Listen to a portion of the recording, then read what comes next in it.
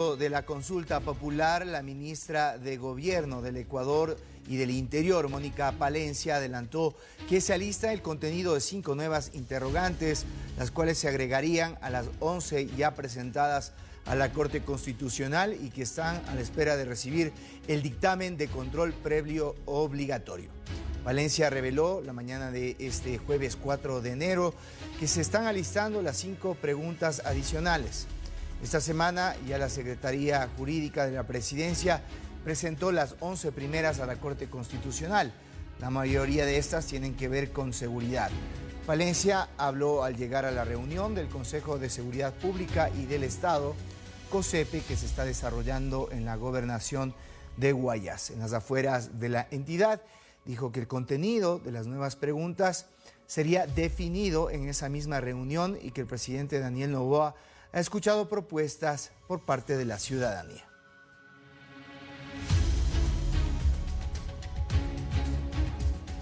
A continuación, saludo a Ramiro García, quien es penalista y catedrático universitario, con quien vamos a dialogar al respecto de esta propuesta de consulta popular. Doctor, buenas noches, gracias por este tiempo con DiNews. Buenas noches, muchas gracias por la invitación. Bien, ¿cuál es su lectura respecto primero de las 11 preguntas formuladas? ¿Aportan, tienen contenido, obedecen a las necesidades nacionales? Bueno, yo creo que aportan muy poco. Básicamente, lo primero que tenemos que ver es que son preguntas que no van hacia la constitucionalidad, sino hacia la legalidad. Lo que significa que son temas que pudieron haber sido resueltos a través de un par de proyectos de ley. Por otro lado, vemos poca prolijidad a la hora de elaborar el pliego de preguntas, porque varias de ellas se refieren a temas que ya existen. Intervención de Fuerzas Armadas en temas de seguridad ciudadana, por ejemplo, o evaluación a los jueces y revisión de su patrimonio. Todo esto ya existe y existe desde hace mucho tiempo, además. Entonces, yo creo que la finalidad, de una u otra manera, ha sido cumplir con una oferta de campaña, la de la consulta popular, pero resulta evidente que ha habido pocas ideas, digamos, a la hora de elaborar esta consulta.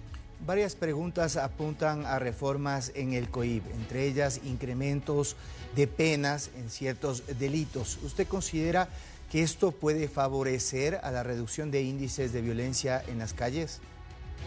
No, de ninguna manera. Está comprobado que el incremento de tipos penales o el incremento de penas en los ya existentes de ninguna manera resuelve el tema de la inseguridad y el tema de la delincuencia, que tiene una raíz eminentemente socioeconómica. Mientras no existe inversión social, mientras no se garantice que el segmento menos favorecido, más pobre de la sociedad ecuatoriana pueda acceder a niveles de vida dignos, la criminalidad organizada y el narcotráfico van a continuar reclutando justamente de ese espacio, de ese sector, a sus nuevos soldados. Así que creo que pensar que esto es un problema normativo y que subiendo las penas de 9 a 12 años en un delito específico vamos a evitar que ese delito se cometa, me parece que es desconocer completamente la etiología del delito y el porqué, las razones de la inseguridad ciudadana en una sociedad. Tras las revelaciones en el caso Metástasis y una corrupción que ya se sabía entre la sociedad y el ámbito jurídico, ¿qué piensa usted sobre la propuesta de fortalecer el control de funcionarios que están justamente administrando justicia? A pesar de que la Contraloría ya exige una declaración patrimonial, ¿es positivo el poder profundizar este tipo de control? Por supuesto que es positivo profundizar el control sobre jueces, pero ese profundizar el control no implica necesariamente cambios normativos, porque las normas existen ya. Y es más, yo mucho me temo que aún cambiando las normas, aún radicalizando la gravedad de los controles, pues vamos a tener el mismo problema. Y me refiero a que vamos a tener el lío de que no, en lo fáctico, en lo real, no hay un real control de los jueces. La unidad de análisis de la UAFE, que es la unidad antilavado de activos en el Ecuador, no hace su trabajo adecuadamente, que la Contraloría no hace el control patrimonial de los jueces, quienes obviamente muchas veces sus dineros mal habidos los ponen en manos de terceras personas, de testaferros. Entonces, claro, es necesario todo un operativo permanente de supervisión de los patrimonios, de los gastos que realizan los jueces, para poder determinar quién está recibiendo sobornos y quién no. Y eso no existe. Entonces, pensar que esto lo cambiamos, o mejor dicho, lo mejoramos cambiando normas, me parece un poco ingenuo.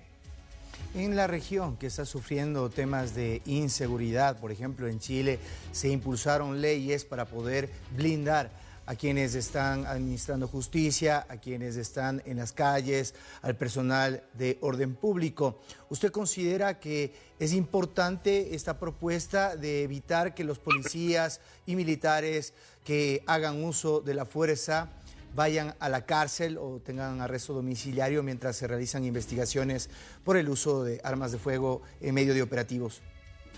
Mire, a mí me parece que hay mucho de populismo penal en esta propuesta.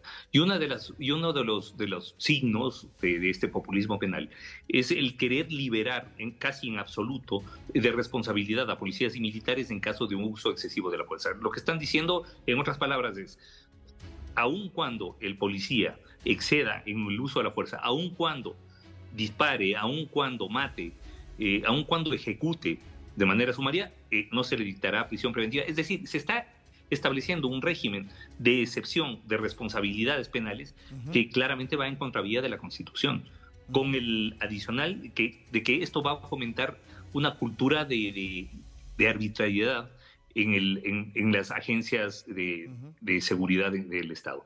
Esto me parece inadmisible. Bien, hablemos del tema polémico, el tema de los casinos. ¿Esto en qué puede contribuir cuando se ha visto probadamente que la cantidad de empleos era irrisoria con la cantidad de plazas que se buscarían generar? ¿Hay algún justificativo desde ese ámbito? ¿Usted piensa que puede ser contraproducente para la seguridad que ahora mismo estamos sufriendo? Mire, en los anexos de la pregunta 4, el gobierno señala a los juegos de azar como uno de los mecanismos de lavado de activos de las organizaciones criminales. Y sin embargo, en la pregunta 11, lo que está proponiendo es legalizar estos juegos de azar y legitimarlos nuevamente. Yo creo que ahí a quienes favorecen esto. Esto va a favorecer a quienes, por ejemplo, tengan emprendimientos hoteleros a futuro que exijan la presencia de juegos de azar. Para dar un ejemplo. Yo creo que de ninguna manera esto va a contribuir a un incremento en las plazas de empleo. Creo que no. Como usted acaba de señalar, los números son irrisorios en cuanto a empleabilidad de este sector. Creo que este tema de ninguna manera va a incidir en la disminución de la inseguridad. Todo lo contrario, va a generar un nuevo rubro económico al cual la criminalidad organizada la ha tenido siempre en la mira. Así que me parece que, además, en el momento en el que vive el Ecuador, en el momento de desangre que vive el Ecuador, donde las bandas de criminalidad organizada en muchos casos han suplantado al Estado, como se ha demostrado en el caso Metástasis, creo que no es lo más adecuado. Ok, brevemente, a propósito del anuncio de que 5 preguntas más se sumarán, desde la ciudadanía, desde el aporte de la academia, ¿cuáles cree que debían ser esas preguntas complementarias que le den un fondo real a esta consulta popular? Bueno, existen muchas. Lo que pasa es que, a ver, primero tenemos una constitución hiperpresidencialista. Si queremos cambiar el modelo, deberíamos reducir un poco las potestades presidenciales, que son enormes. Entre ellas, por ejemplo, mandar a la Asamblea a su casa cuando le dé la gana, lo que acabamos de ver en este año. Es necesario cambiar el modelo de justicia, creo yo, y nada de eso se topa. La prohibición de extradición tampoco se topa. El tema de la extinción de dominio tampoco se topa. Es decir, hay muchos temas que podrían toparse en una consulta popular como esta, que es la oportunidad de convocar al soberano, a la ciudadanía, al pueblo, para que se exprese respecto de qué modelo de Estado quiere. Pero en estas 11 preguntas no vemos ninguna propuesta de modelo de Estado. Lo que vemos es simplemente el cumplir con una propuesta de campaña y poco más, ¿no? Ok, gracias doctor García por este tiempo con DNews. Que tenga excelente noche. Buenas. Muchísimas gracias a ustedes. Un gusto haber podido compartir este espacio.